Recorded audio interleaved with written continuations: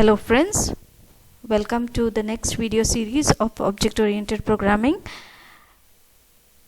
We are going to cover the 5th unit of SPPU syllabus, that is exception handling and templates. So the previous part, the first part of exception handling, will be covered in today's session. So objective of today's session will be to understand about the fundamentals of exception handling, what are the different other error handling techniques, and then about to see if an exception is to be handled, how to handle the simple exception divide by 0. So after this particular session you will be able to develop a small system which involves exception handling concept. So when talking about exception means what? It is an error. Okay. As per the errors, you all know about that errors are of different types. You have heard about logical error, the error which does due to logics. If a particular error is existing, suppose instead of addition you are doing multiplication and so on, that is known as a logical error. Then syntax error. In logical error only the output comes wrong. Nothing happens to the program but the output is not correct. In case of syntax error, the program itself doesn't run. Then you have runtime error and you have linker error. Now we'll understand by an example what do you mean by these errors. So it is very rare that whenever you are writing your program for the first time, it might have bugs. The two most common types of bugs which are there in the errors are logical errors and syntactic errors. We do not understand what is the logic and hence we make logical errors, and also some of the syntax errors might remain. That is, runtime errors are some peculiar problems which are other than syntax or logical errors, and these are known as exceptions. So in this unit we are going to see about how to handle the exception, that is runtime errors. So we can say in short that runtime errors are also known as exceptions. Exceptions are runtime anomalies, and these are actually unusual conditions that the program may encounter while executing. We'll see one by one the example of error. Suppose a logical error. What is there? A semicolon after a loop.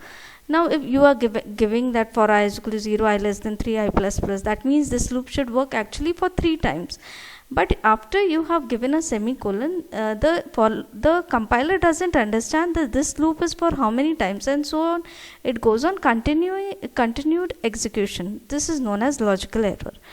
Another type of error is instead of star, in C language you are using double star to find the power of a number. So that is meaning that your logic is changing. Syntactical errors, that is missing semicolon. If I am writing integer a comma b and if I don't give a semicolon, this is a syntactical error because your syntax say that every statement must end with a semicolon. Next syntactical error can be missing parenthesis. For example, you have written a main function, you have given the starting bracket but you forgot to give the ending bracket. So that can be an example of syntax error. Then you have runtime error, that is such as division error. For example, if I am dividing any number by 0, obviously this will give you infinity, and this type of error is actually runtime error, that while executing, see its syntax is right, its logical is also right, that you are dividing a number by 0 doesn't matter, it should give you infinity, but at execution time this will not run. That is why it is known as runtime error. Or for example, array out of bounds, that is you have given an array of 5 elements and you are putting an value to the eighth element, a of 7 is equal to 10. So this will give you again a runtime error because at execution, at compilation, it is defined that this array will have only 5 elements and you are referring to the 8th element, which is not correct.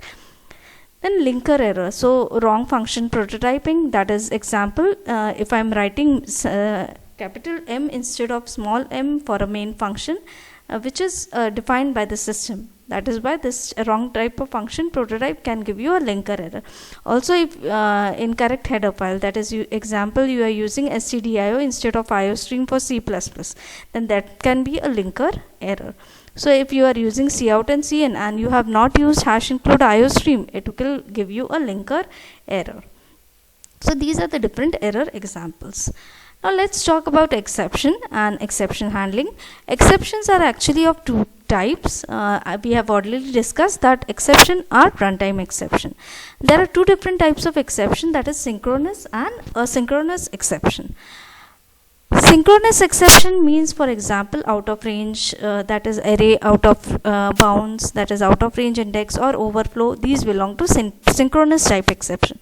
And the errors which are caused by the events which cannot be controlled by the program, they occur abruptly. For example, out of memory or keyboard interrupt or storage space not sufficient. These are asynchronous type of exceptions. So C++ is actually handling and gives a type safe integrated approach for coping the unusual predictable problems that arise while executing a program. And exceptions actually provide a way to transfer the control from one part to a program to another. For example, see this example, that if your car is running out of a petrol, okay, a running car is there. Consider this is a program which is running, and in this running car, the car is suddenly stopped. That is, an exception has been generated. Then there is a petrol pump which is handling that exception because it is going to fill the petrol in the car, due to which the car can get execution and the car will not stop. In the similar manner, exception is also providing a way to transfer the control from one part of a program to another part. So C++ is actually handling the synchronous exceptions, which using the three types of constructs, that is try, catch and throw statement. These are the three constructs due to which synchronous exceptions are handled by C++. Try block is actually when you want to hit an exception. Okay, if you are probably into a doubt that this particular statement may generate an error, that is hit a runtime exception, so you should put it into a try block. Inside the catch block receives the exception whatever try block is trying, and if the try block is not able to execute the particular statement, it will hit the exception and give to the catch block. The catch block will receive that exception and handle the exception. So you can see the petrol pump is a type of catch block, and a throw statement is there. It informs what type of exception is being generated. So for example, if you want to write the constructs, how to write those constructs? See, for example, try. To write a try block, it consists of a code that may generate an exception. It is not necessary that it will generate an exception.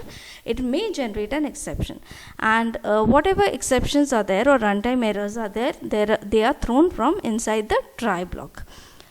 Again, try block is representing a block of code that can throw an exception. And a try block groups one or more program statements with one or more catch clauses. So one single try can have one or more catch clauses. Now for example, throw. Now what this throw keyword is doing?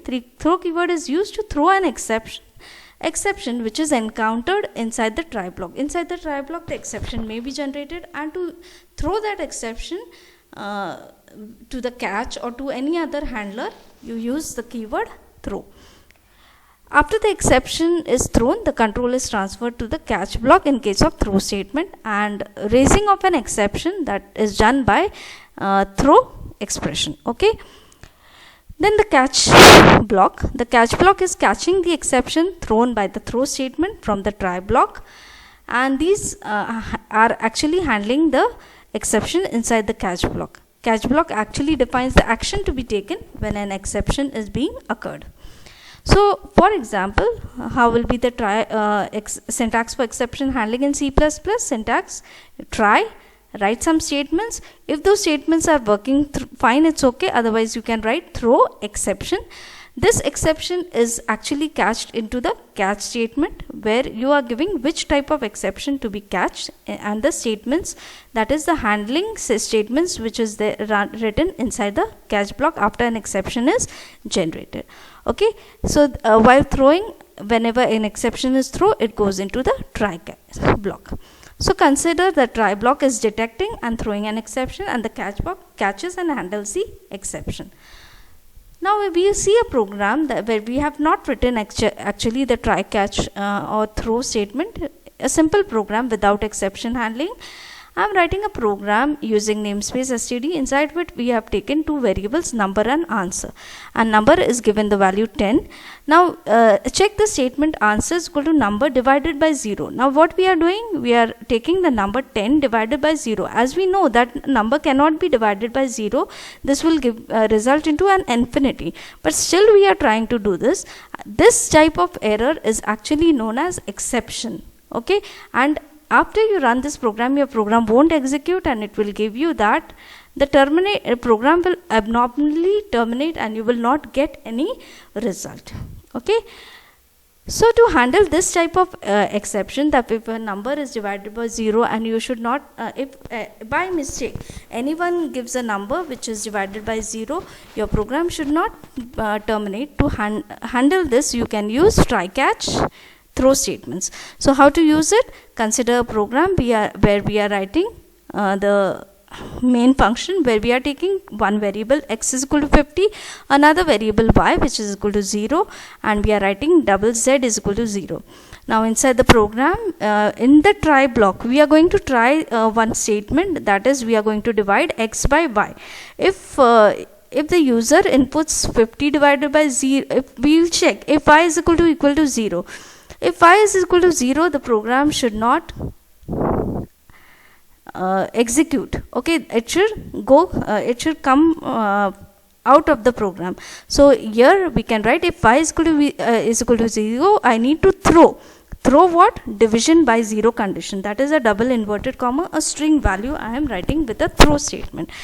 And then if y is not equal to 0, a normal execution should happen, that is z is equal to x plus y, x divided by y, and you can display the value of z.